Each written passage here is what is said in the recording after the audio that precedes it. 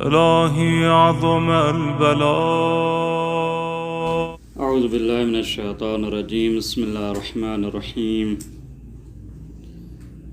قال اللہ تبارک و تعالی وَلَنَبْلُوَنَّكُمْ بِشَيْءٍ مِّنَ الْخَوْفِ وَالْجُوعِ وَنَقْصٍ مِّنَ الْأَمْوَالِ وَالْأَنفُسِ وَالثَّمَرَاتِ وَبَشِّرِ الصَّابِرِينَ الَّذِينَ إِذَا أَصَابَتْهُم مُّصِيبَةٌ قَالُوا إِنَّا لِلَّهِ وَإِنَّا إِلَيْهِ رَاجِعُونَ أُولَئِكَ عَلَيْهِمْ صَلَوَاتٌ مِّن رَّبِّهِمْ وَرَحْمَةٌ وَأُولَئِكَ هُمُ الْمُهْتَدُونَ.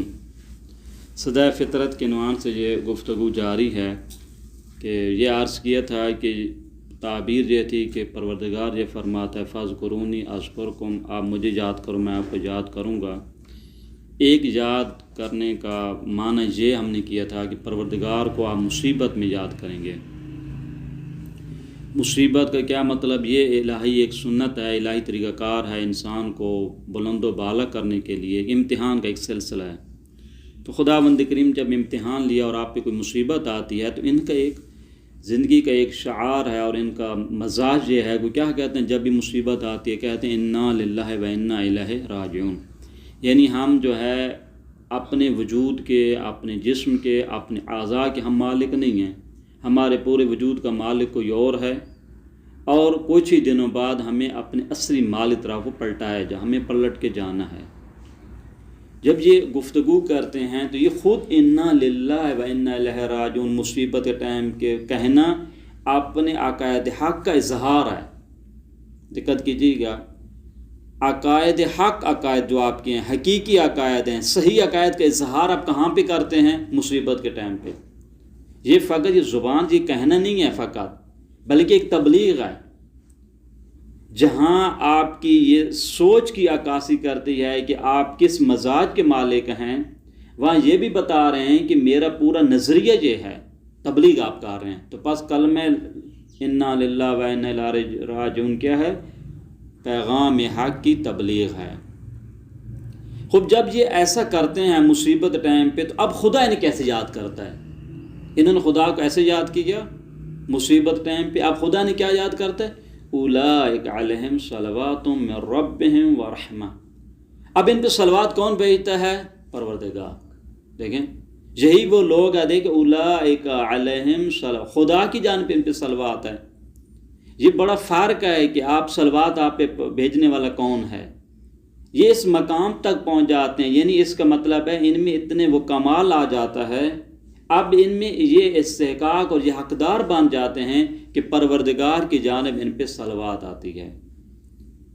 من ربہم ورحمہ واولئک صلوات ہے، رحمت. اور تیسرا تمغہ کون سا؟ اولئک هم المہتدون. وہ جو قرآن کی آیت ہے یہدی لمن یشاء یا یہدی من یشاء، خدا جسے چاہتا ہے ہدایت کرتا ہے. ایک مصداق یہ ہے. یہ کنفرم لوگ ہیں جو مصیبت ٹائم پہ خدا کو یاد کرتے، یہ ہدایت یافتہ لوگ ہیں. خوب صلوات. اب یہ سوال پیدا ہوتا ہے کہ خدا کے صلوات کا معنی کیا کرتا ہے خدا؟ خود صلوات جو ہوتا ہے خصوصی توجہ دینے کو کہتے ہیں، کسی پہ خصوصی عنایت کرنا، توجہ، اسے ہم کیا بولتے ہیں؟ صلوات. خدا کیا کرتا ہے ان پہ؟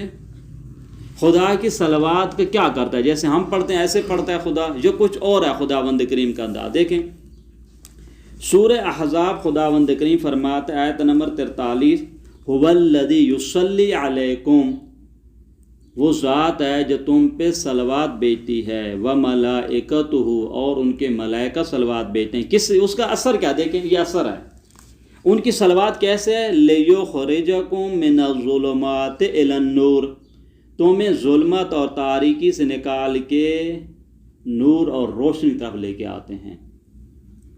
یہ اثر ہے صلوات کا. اب خدا کا صلوات کا کیا انداز ہے؟ خود چونکہ وہ خصوصی توجہ کرتا ہے. خصوصی توجہ کا کیا مطلب ہے؟ ان کو نورانیت عطا. نورانیت کون سی ہے؟ ان کو اپنی ذات کی غفلت سے بچا لیتا ہے. ان کی زندگی میں کبھی بھی خدا کو نہیں بھولتے ہیں. جب خدا کو نہیں بولتے ہیں یعنی ہمیشہ کس کی یاد میں آ گئے؟ پروردگار کی یاد میں. جب پروردگار کی یاد میں آ جاتے ہیں تو خداوند کریم کیا فرماتے؟ الا بذکر اللہ تطمئن القلوب. یہ ایک یاد رکھو بھائی، فارمولہ ہے کہ اگر اطمینان چاہیے، تسلی چاہیے، مسرت چاہیے، سکون چاہیے تو پروردگار کی یاد میں ہے۔ اب یہاں پہ آپ دیکھیں سلسلہ وار گفتگو، مصیبت کے ٹائم پہ آپ نے خدا کو یاد، خدا کیسے یاد کرتا ہے؟ تم پہ صلوات بھیجتا ہے۔ صلوات کا کیا مطلب ہے؟ تمہیں نورانیت عطا، نورانیت کا کیا مطلب ہے؟ تمہیں اپنی یاد کی غفلت سے نجات دے دیتا ہے۔ اور اگر انسان اللہ تعالیٰ کی یاد کی غفلت سے اس کو نجات مل جائے تو اس کی زندگی نورانیت ہے۔ وہ کسی موڑ پہ بھی جناب پریشان نہیں ہوتا ہے۔ کیوں پریشان؟ کون سے لوگ ہوں؟ جو اللہ تعالیٰ کی یاد سے غافل ہوتے ہیں، اور جو جن کے دلوں پہ اللہ کی یاد آ جاتی ہے تو ان کو تو تسلی ہے۔ مصیبت کے ٹائم بھی ان کو تسلی ہے اور خوشی کے ٹائم بھی ان کو تسلی ہے۔ ان لوگوں کے، اب دوسرا نقطہ، ان لوگوں کے لیے یہی مصیبت شکر میں بدل جاتی ہے۔ کیوں؟ اس لیے کہ مصیبت جو ہے یہ پہلا قدم ہے، وسیلہ ہے کس چیز کا؟ خدا کو یاد کرنے کا۔ خدا کو یاد کرنا خود کیا ایک نعمت ہے۔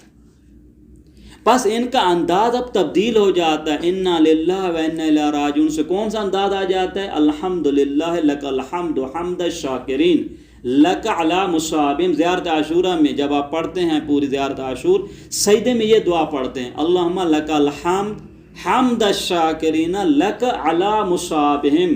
پروردگار اس مصیبت میں میں تیرے شکر ادا کر رہا ہوں۔ کیوں؟